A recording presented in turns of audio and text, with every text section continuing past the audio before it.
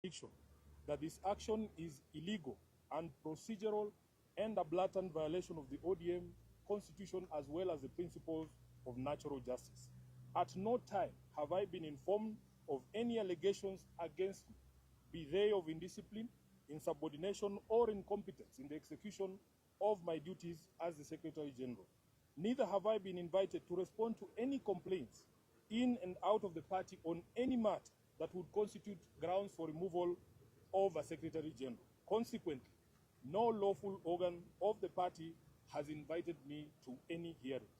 Indeed, as far as internal differences in opinion go, my only cry is that I have refused and I oppose any plans and schemes within the party to support President William Ruto's re-election, because I have held and continue to hold the firm position that this country cannot afford another 5 years of this expensive, divisive, incompetent, and disastrous Ruto misadventure.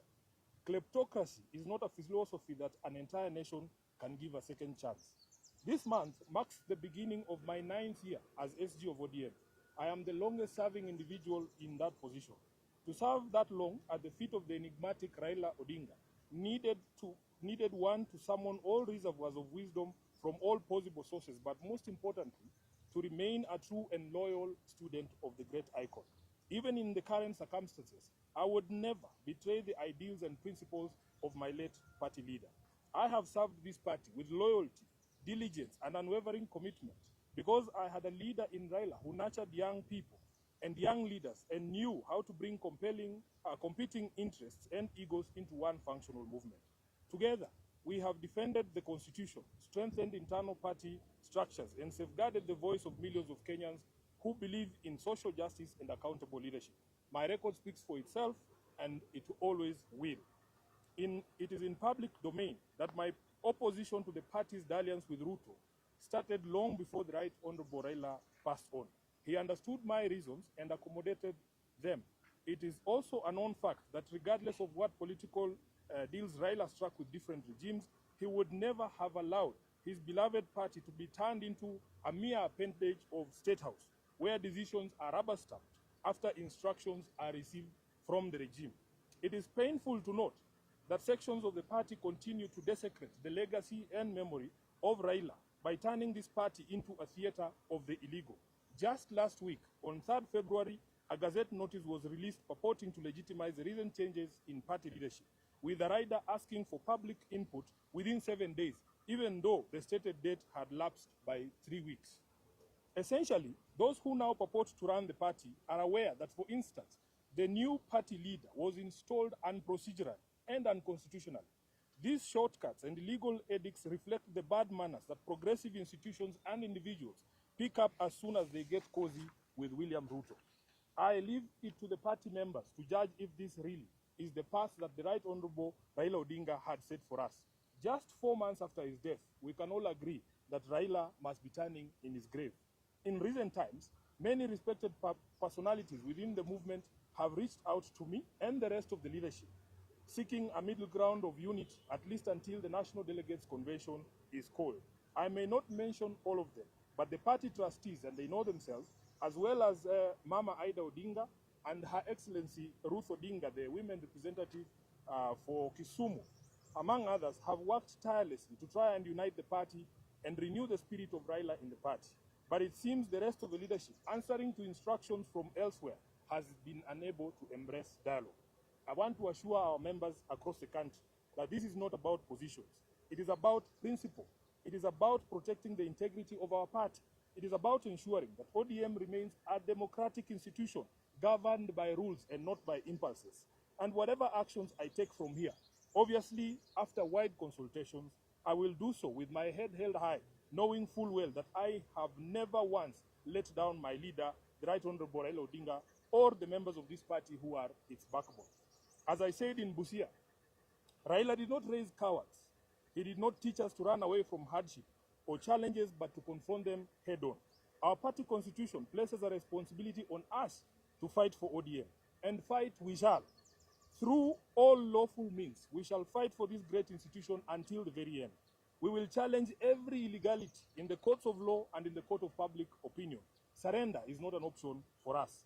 I urge our members to remain calm, steadfast, and committed to the ideals that brought us together. ODM is bigger than any individual, and it must remain anchored in justice, transparency, and respect for its own constitution. Even as we confront the spectacle of stagnation against progress and liberal versus conservative clashes in our politics, we shouldn't fall for the allure of easy largesse and cheap promises made to the electorate for the sole purpose of perpetuating the age-old slavery visited on citizens of this nation by a regime lacking in legitimacy. I remain a loyal member and the duly elected Secretary General of the ODM party. I remain committed to the struggle for a fair, just, and democratic Kenya. As I navigate this period, I ask for your prayers and goodwill, but most importantly, for all of you to remain vigilant in guarding the freedoms that Raila Odinga taught us never to compromise over. We are the generation that will reach Kana, as envisaged by the late Raila Amolo Odinga. Nothing will distract us from this endeavor. I am grateful to all of you for all the messages of support, and I want to assure you that we will be back to the grassroots bigger and more energized, beginning this Sunday in Kitengela. Thank you very much, and God bless you.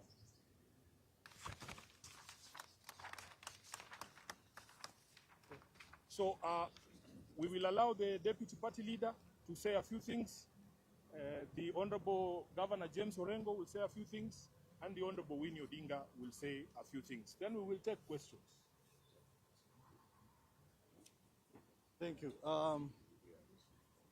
I think a few days back, I raised an alarm that ODM party is now being remote controlled from State House. And I also raised an alarm that there is an attempt to do a hostile takeover of ODM party. Now, this was not baseless. I want to inform you that last Friday, I received a call from chairperson of ODM, Madam Gladys Wanga.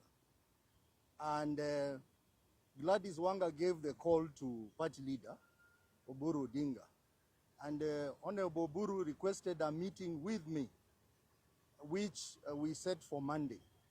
And on that Monday, I requested that meeting I attend with the Secretary General, because it is important that the top leadership of the party discuss. And Honorable Buru came to that meeting with Junet Mohammed. The meeting was held at Honorable Bosire's house. And also we had our trustee, Amos Wako. And in that meeting, we raised a number of issues. One, which we agreed that the meeting of NEC that had been scheduled for Mombasa be delayed, be postponed until we get consensus in the party. We also agreed a team of trustees led by our elders, Honorable Amos Wako, Honorable Nyang'nyong, Honorable James Orengo, Honorable Bosire, and others, continue with the mediation process in the party. I am surprised that Honorable Buru told us that he needed to consult further. That consultation, he did not consult it with other key stakeholders in the party, but they proceeded that night to State House to consult William Ruto. And that's why two of us did not attend the next meeting in Mombasa, because we were waiting for feedback from Honorable Buru as to whether the next meeting in Mombasa is happening or not. I am surprised that they went ahead and made very, very critical decision of removing Honorable Sifuna as the SG. I want to call upon the membership of this party to stand firm and resist the efforts by President William Ruto to hostilely take over this party. We will not allow him. We will not allow him to have his way. And I know that many, many other leaders are going to join this cause. So we want to ask our members, especially in our stronghold, to remain calm, that Sifuna is going nowhere. And I had said that if Sifuna goes, I will also go. I want to say that these members have agreed that we will fight the war and we still recognize Sifuna as our legitimate Secretary General, as you will discover shortly. We want to say that there is a pair in this party which is an axis of evil. They know themselves, I'm not going to mention their name, who are working day and night to assist William Ruto to wreck this party. We will not allow you. And that's why we are saying, from this weekend, we are going to the people. We are going to our supporters, starting with Kitengela on Sunday, and on 21st, we are going to Vihiga, Kakamega, and Bungoma. So our people stay firm. We are not about to give up. We will